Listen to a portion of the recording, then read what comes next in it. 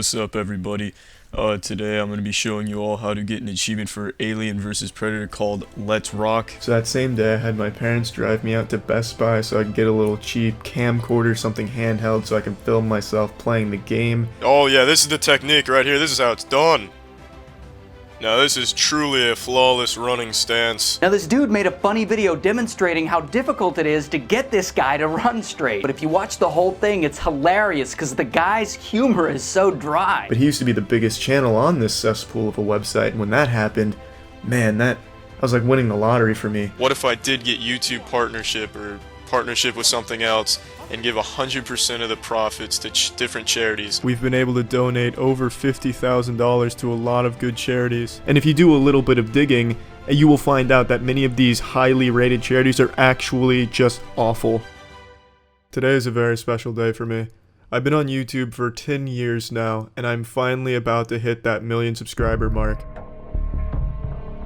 Penguinz0, aka Cr1TiKaL, aka Charlie, is a long-time content creator who's proven over time that you don't need to have fancy editing, a production team, or even a face cam to succeed on the YouTube platform. In fact, quite the contrary, really. Penguinz0 has used minimal production value intertwined with nothing besides a witty vocabulary, dry humor, and a monotone voice to grow his channel to over 5 million subscribers. But it's not that simple. Over the 13 years that Charlie has been producing content, he's certainly experienced some ups. To have over 1,000,000 subscribers is something I never ever thought would happen. As well as some downs. I've hit rock bottom and I'm at the lowest point in my life, but I'm trying to be optimistic. This video will cover the story of Penguinz0, aka Cr1TiKaL, aka Charlie, starting way back in 2007 and working forward to the current day.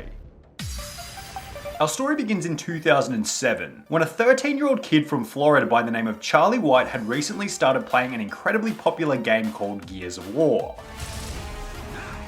However, Charlie came to the depressing conclusion that he needed to get better at the game, and set out on a voyage to find some Gears of War tips and tricks. But I mean, this was 2007. The internet was practically a baby at this point. I mean, what options did he really have to find out tips and tricks on the game? I guess he could read one of those gaming magazines, or maybe he could visit one of those weird gaming forums that popped up in the early days of the internet. But the issue was that neither of these had really what was required. What Charlie decided to do instead was visit the fairly new website called YouTube to see if he could find some actual gameplay on Gears of War. And I wanted to get better at it, so I went on youtube.com, and I went on there because I wanted to get better at Gears of War. Charlie explained that he found a Gears of War sniping montage on YouTube posted by a guy called Nizmojo. And I saw a video called Gears of War Sniper Montage, and it was by a guy named Nizmojo. After thinking that the montage was one of the greatest things he had ever seen, 13-year-old Charlie decided that he wanted to make some videos of his own. So on the very same day, he had his dad drive him down to the local Best Buy to get a camcorder with the intention of filming his own gameplay. And I wanted to do something like that too, record myself playing the game. Even though I wasn't as good as this guy, I wanted to be as good as him. The Penguinz0 YouTube channel was then created on the 8th of May 2007, with the intention of posting his various gameplays as recorded with his new camcorder. Charlie explained that the name Penguinz0 simply came from the fact that you like penguins and has no further meaning besides that simple point. The 0 means nothing and it uses a Z because S was taken at the time. In August 2007, 3 months after the creation of the channel, Penguinz0 posted the first video titled Gears of War Jetpack Glitch, a very 2007 style video displaying a glitch that Charlie had discovered on Gears of War.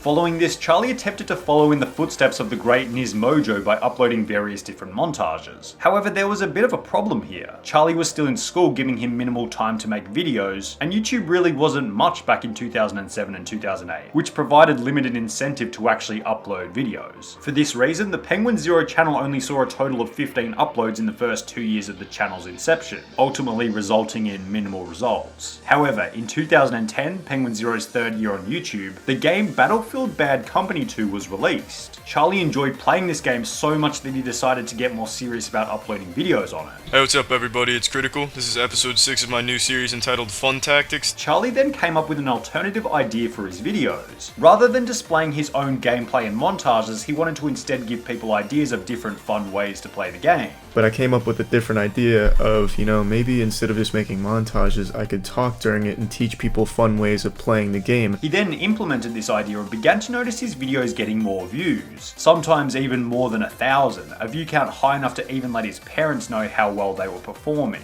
A couple of them got like 1,000 views, and I was so proud of that. I actually told my parents, I was like, you guys aren't gonna believe this. Getting more views was ultimately an indication to Charlie that his videos were decent enough to create an audience, which also provided him with enough confidence to begin advertising the videos on various different websites. The ultimate goal was basically just to attract more viewers to the channel. So I went on the premier video game website, GameFAQs.com. Back in that day and age, Game FAQs was like the WebMD of video games. Charlie didn't expect anyone to like the content. In fact, he expected everyone to hate it because he had low self-esteem at the time. And I was 100% sure everyone was going to hate it. It wasn't going to do very well. People definitely weren't going to like me because that's just, that's how I felt about myself. However, quite the opposite happened. Everyone really enjoyed the content and Charlie began to rise in popularity. More specifically, people loved Charlie mainly due to his monotone voice mixed with grotesque humour. They also liked the ability to just say it how it is rather than many other YouTubers at the time who were pretending to be somebody who they really weren't. By April 2010, only 1 month after Charlie began posting Battlefield Bad Company 2 content, each of his videos were getting around 4,000 to 7,000 views, as well as the channel having 3,400 subscribers. However, this was only the beginning, because only 1 month later in May 2010, he was at 7,400 subscribers, then 20,000 subscribers by September 2010. Charlie had gone from a nobody in March 2010 to a guy with 20,000 subscribers by September 2010, only 6 short months later.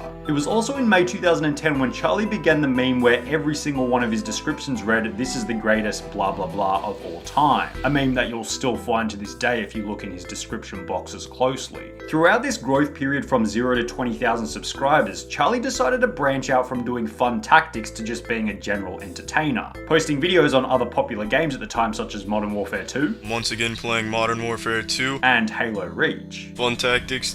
This time it's for Halo Reach. It was also at this point where Charlie claimed to start absolutely loving content creation, quoting that he would brainstorm ideas before going to sleep and even have dreams about making videos. I absolutely loved it. I would brainstorm video ideas while I was falling asleep. I'd have dreams where I'm making videos. Then, in December 2010, something unexpectedly fortunate happened for the Penguinz0 channel. Charlie had posted a video on the game Qr1TiKaL for his 35,000 subscribers at the time. The video was so hilarious that Ray William Johnson, the biggest YouTuber on the site, decided to feature the video on his own channel for the show Cr1TiKaL. You watch the whole thing, it's hilarious because the guy's humor is so dry. This shout out caused Critical subscribers to increase tremendously, going from 35,000 subscribers at the start of December when it was posted to 100,000 by the start of January 2011, only 1 month later. Charlie likened this experience to winning the lottery, saying that he didn't think he had ever smiled that hard. When that happened, man, that was like winning the lottery for me.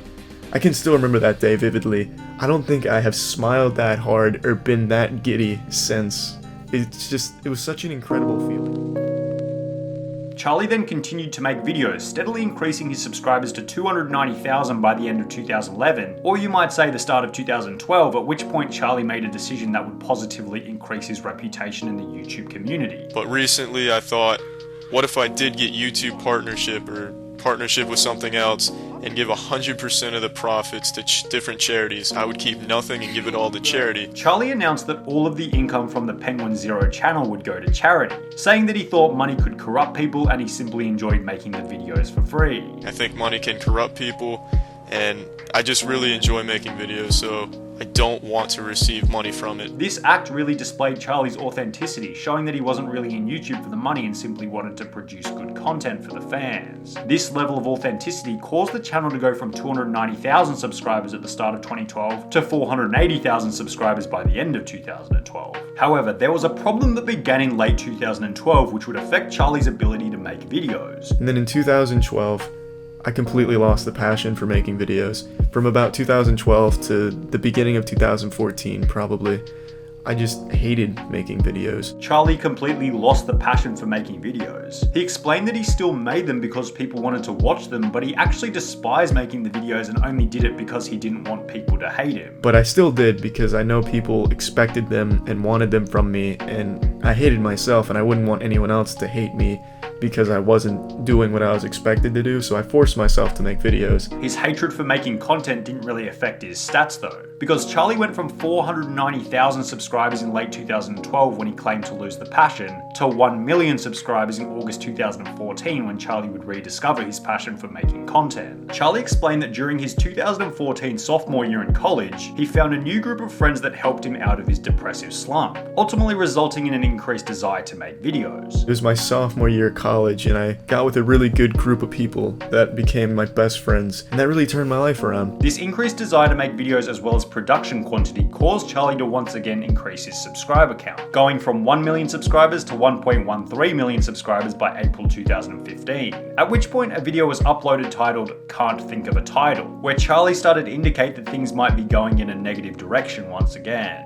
I'm making this video kinda to have a heart-to-heart, maybe update about my life. Charlie explained that he was unemployed and struggling to find work. Well, I'm still unemployed to this day, and that situation isn't improving anytime soon because I've stopped looking for a job over the last couple of months. I've just given up on it. This was then followed by the proposition that Charlie would do a split with the YouTube money, half going to himself and then half going to charity, ultimately indicating that maybe he wasn't doing too well given his inability to find employment. This was then backed up by another video uploaded in September 2015 titled "About Me," where Charlie kind of drunkenly explained that he had hit rock bottom and that his girlfriend had broken up with him. I've hit rock bottom and I'm at the lowest point in my life, but I'm trying to be optimistic because my girlfriend broke up with me and I just couldn't find a job, still can't find a job. However, Charlie added an optimistic end to the video. I want to be remembered as someone who made a positive impact on the entire world, and I want everyone on the planet to know who I am. I don't care if they know me by Critical or by my real name, Charlie.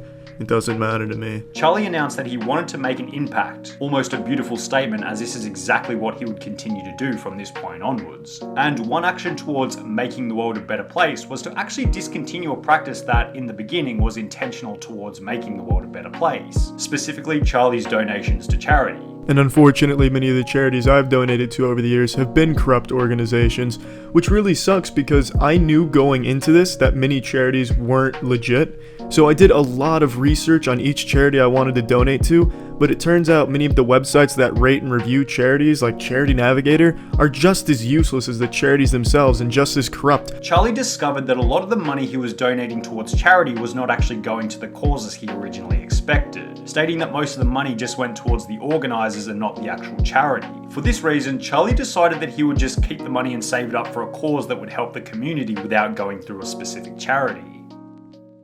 But for Charlie, the more important task was just to continue creating content. And despite losing 1 million subscribers in one day to a YouTube glitch, I lost 1 million subscribers in 5 minutes. Charlie continued to grow, hitting 1.6 million subscribers in early 2017, at which point a discovery was being made. Charlie had been on YouTube for 10 years from 2007 to 2017 and never once shown his face to the camera. It was for this reason that on the 6th of March 2017, Charlie uploaded a video titled 10 Years on YouTube, where he finally showed his face to the channel for the first time. Hello.